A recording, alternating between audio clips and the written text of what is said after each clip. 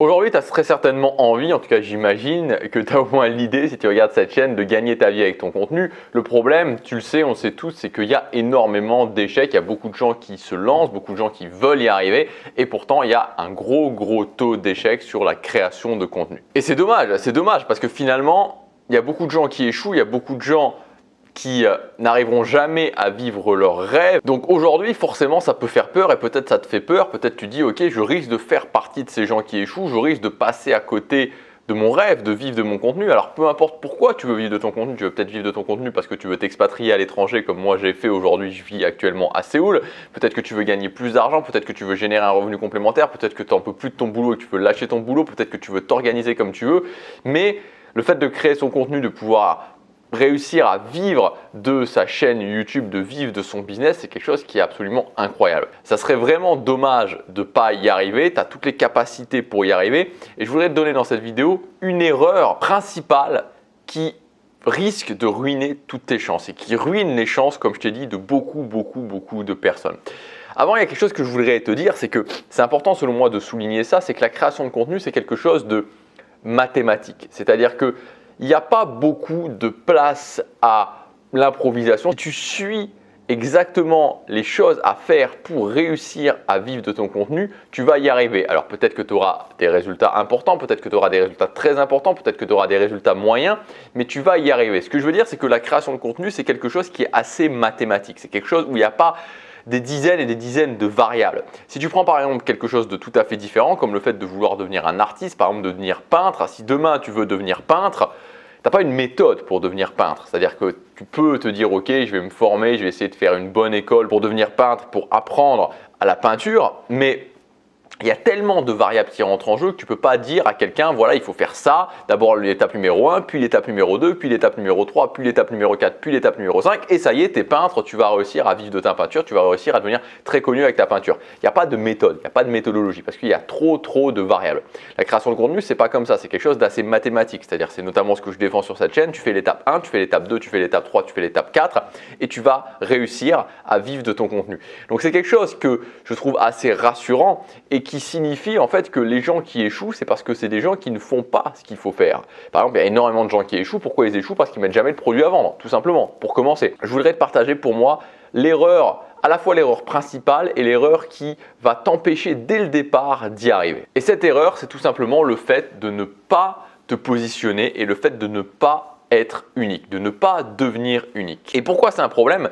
Tout simplement parce que si tu ne te positionnes pas, si tu ne deviens pas unique, ce qui va se passer, c'est que tu vas être noyé dans la masse, tu seras un numéro parmi les numéros. Et c'est souvent ça que je dis, c'est-à-dire que tu vas être un numéro parmi les numéros. Et donc, il n'y a aucune raison que les gens qui pourraient être intéressés par ton contenu soient intéressés parce que finalement, ça sera un contenu qui sera tellement noyé dans la masse que voilà, finalement, tu seras un t-shirt blanc parmi les t-shirts blancs. Et pourquoi je vais prendre plutôt ce t-shirt blanc qu'un autre t-shirt blanc? Il n'y a pas vraiment de raison. Il n'y a aucune raison de choisir quelqu'un, surtout quand on démarre, surtout qu'on a peu de preuves sociales et qui est noyé dans la masse. Alors dans cette vidéo, je voudrais t'expliquer, alors on a déjà parlé, j'ai déjà fait des vidéos, je vous en parle aussi dans la liste mail, donc si vous voulez vous inscrire à la liste mail privée Tribu, c'est le premier lien dans la description, on voit notamment beaucoup de choses au niveau du positionnement. Dans cette vidéo, je voudrais en fait vous expliquer une règle de positionnement. Comment savoir si on doit se positionner et à quel point on doit se positionner? Ça, c'est pas quelque chose dont on parle souvent et ça va vous permettre de savoir à quel point vous devez vous positionner. Et je vais vous donner aussi plusieurs exemples par rapport à ça. Donc en fait, la règle de base, c'est que le positionnement, c'est le fait de devenir unique. Et pourquoi on a besoin de devenir unique? On a besoin de devenir unique parce qu'il y a beaucoup de concurrence. Donc la règle de base est assez simple finalement, c'est plus il y a de concurrence, plus je dois être positionné. Je vous donne tout de suite un exemple, enfin je te donne tout de suite un exemple très simple. Cet exemple très simple, c'est le fait que quand je me suis lancé en 2015, je vous en ai parlé dans la vidéo, notamment il y a une vidéo, c'était l'avant-dernière vidéo je crois, où je vous ai résumé un petit peu mon histoire depuis le démarrage. Quand je me suis lancé en 2015 dans la création de contenu, je parlais de l'organisation de séjours à Disneyland Paris. Globalement, j'étais le seul à le faire. C'est-à-dire qu'il y avait des sites qui parlaient de Disneyland Paris, mais c'était des sites qui parlaient un petit peu en mode fan. Quelles vont être les nouvelles attractions, le prochain film, voilà, les travaux qu'il va y avoir à Disneyland Paris, les nouveaux hôtels, bon bref, voilà, tout ce genre de choses. C'est des trucs très fans. Il n'y avait pas de, en tout cas à ma connaissance à ce moment-là, il n'y avait pas vraiment quelqu'un qui parlait d'organisation de séjour à Disneyland Paris en mode créateur de contenu, en mode apporter de la valeur et ensuite en mode je vends un guide. Il n'y en avait pas.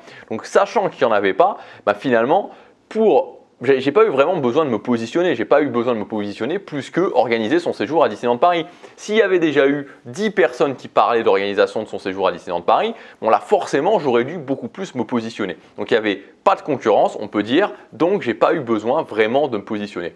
À l'inverse, quand j'ai démarré ma chaîne principale en 2016, ma chaîne sur le développement personnel Gabriel Clément, bah là c'était vraiment l'inverse, c'est-à-dire que j'avais vraiment l'opposé, c'est-à-dire que sur ma chaîne sur Disneyland Paris, bon bah là concrètement j'avais très peu de concurrence. Sur la chaîne Gabriel Clément, la concurrence était extrême au niveau du développement personnel. Il y a plein de gens qui parlent de comment améliorer sa vie, de comment créer une vie de choix, de comment s'améliorer en tant que personne et tout ce qui va avec. Donc il y avait beaucoup de concurrence, ce qui fait que je ne pouvais pas commencer en me disant, bah, surtout que j'avais pas d'abonnés, j'avais pas de preuves, je ne pouvais pas commencer en disant voilà comment améliorer votre vie parce que bah, j'aurais jamais réussi à percer. Donc ce que j'ai fait à ce moment-là, c'est que je me suis vraiment positionné de façon très importante, c'est-à-dire que j'ai été vraiment dans une petite niche, à savoir les habitudes. Et j'ai pu devenir unique parce que quelque part, on peut dire que je suis devenu monsieur habitude. Alors ça, j'ai un petit peu élargi avec le temps et maintenant, si vous me suivez toujours sur cette chaîne Gabriel Clément ou si vous allez voir cette chaîne Gabriel Clément, bah, vous allez voir que maintenant, je parle de plus de choses. Mais au départ, je m'attraquais vraiment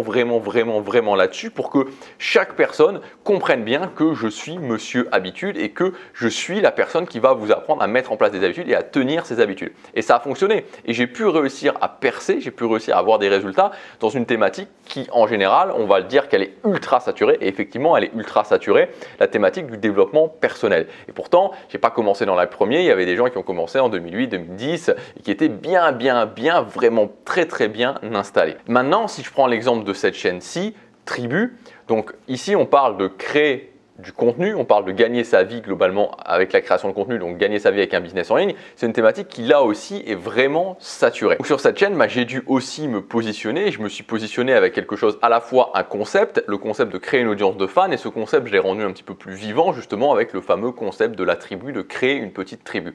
Donc là c'est pareil, si vous regardez bien sur cette chaîne, je suis assez positionné et je suis positionné sur certes dans la thématique de gagner sa vie sur internet, mais finalement je ne parle pas de faire des tunnels de vente, je ne parle pas de faire des webinaires automatiques, je ne parle pas de persuasion, non, je parle de comment tu peux avoir des résultats rapides avec ton business sur internet en créant une petite tribu de fans, en devenant unique et avec une liste d'étapes assez simple à suivre. Voilà, c'est vraiment mon positionnement. Donc la règle que vous devez retenir en termes de positionnement, c'est que plus votre niveau de concurrence, donc ça à vous de faire une recherche par rapport à votre thématique générale, donc sur la thématique générale, que ce soit la création de contenu, que ce soit le dressage de chiens, que ce soit la décoration d'intérieur, etc., plus il y a de monde dessus et plus votre positionnement doit être important pour vraiment devenir unique et que chaque personne qui vienne vous voir se dise ok, ce que je vais trouver ici, je ne vais pas le trouver ailleurs. Parce qu'au final, c'est ça le but, c'est ça la chose importante qui va vous permettre de créer votre petite audience de fans. C'est le fait que la personne qui vienne sur votre chaîne se dise ce que je trouve ici, je ne vais pas le trouver ailleurs.